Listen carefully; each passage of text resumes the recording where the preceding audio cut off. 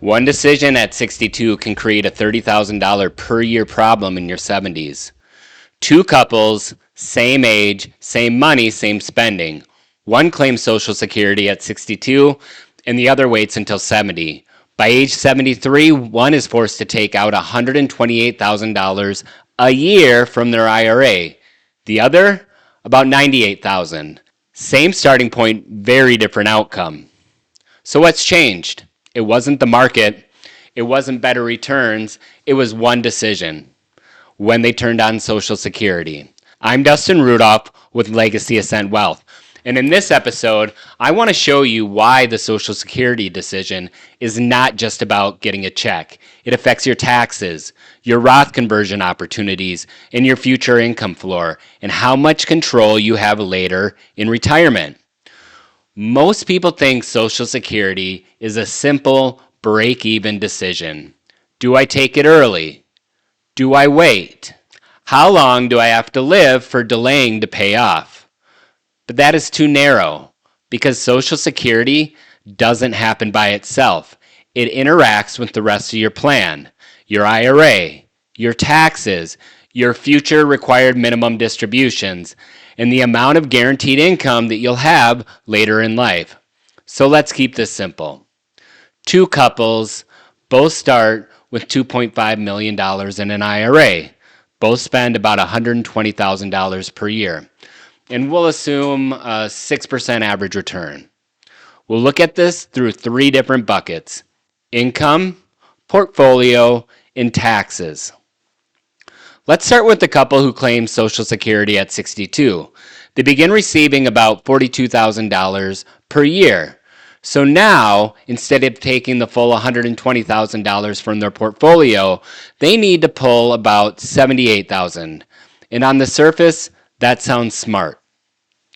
Less pressure from the IRA, more assets left invested, more time for growth.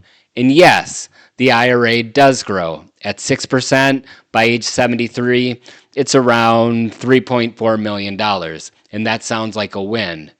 But that is where a lot of people stop the analysis too early, because a bigger IRA is not automatically better. A traditional IRA is not tax-free wealth. It's future taxable income. So when more money stays inside that IRA and compounds, what you're really doing is building a future tax bill for yourself. And there's another issue.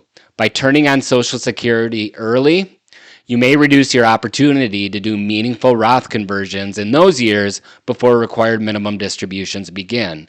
Why? Because now Social Security income is already filling part of the tax bracket. So instead of having this wide window to move money strategically from IRA to Roth, you may find that window is much tighter than you expected. That matters, because if you don't use those years intentionally, you may lose one of the best opportunities you had to reduce future RMD exposure. Then age 73 arrives, and now the IRS steps in. This couple is forced to take out $128,000 per year from their IRA, whether they need it or not, whether they want it or not, whether it pushes them into a higher tax environment or not. And that's where the tax trap shows up. They thought they were preserving assets. What they may have actually done is preserve a future tax problem. Now, to be clear, the answer is not simply smaller IRA good, bigger IRA bad. That would be lazy analysis. The real question is, what did you gain by drawing more intentionally earlier? And what did you avoid later? That's the key. Now let's look at the exact same couple. But instead of claiming at 62, they wait until 70. That means from 62 to 70, they rely more on the portfolio. They're taking closer to $120,000 per year. And again, on the surface, some people hear that and immediately think that must be worse. Not necessarily, because those years may create planning opportunities. Without Social Security already stacking in on top, you may have more room to do Roth conversions intentionally. You may have more money out of the traditional IRA and into the Roth before RMDs begin. That creates future tax flexibility. It creates more control over where income comes from later. And it can reduce how much of your future retirement is trapped inside of forced taxable distributions. Now add one more piece. By waiting until 70, this couple also creates a stronger Social Security benefit. And that matters because Social Security is one of the best longevity hedges most retirees have. It is guaranteed income for life. So delaying does not just change the tax picture, it can also improve the future income floor, meaning more guaranteed income later when one spouse may still be living. Portfolio pressure may be higher and longevity risks become more real. So by age 73, yes, this couple's IRA is smaller. Say it's about 2.6 million, but that smaller IRA didn't happen by accident. It happened because they used those years more intentionally, and now their required minimum distribution is about $98,000 per year.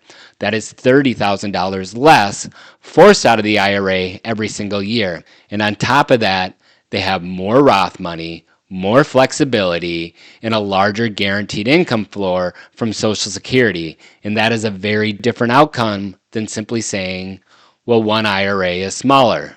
So let's step back.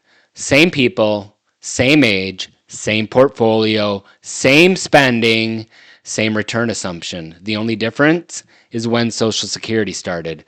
And that one decision changed how much stayed inside of the traditional IRA, how much opportunity they had for Roth conversions, and how much guaranteed income they created later. How much the IRS forces out starting at 73, and how much flexibility they may have in retirement. That is the real comparison, not just the bigger balance versus the smaller balance, but better coordinated plan versus less coordinated. And here's the deal.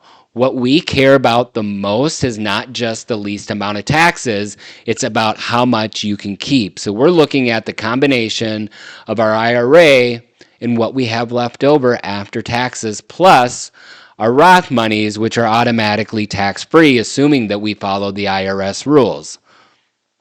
This is why Social Security is not just a break-even calculation. It's not just a, how long do I have to live for waiting to pay off? It is also about tax brackets, Roth conversion windows, future RMDs, income floor strength, and long-term flexibility. And here's another important point. None of us know what future tax rates will be. No one knows. But when you look at the long-term pressure around federal deficits from Medicare and Social Security, I think it's fair to say that there's real uncertainty ahead.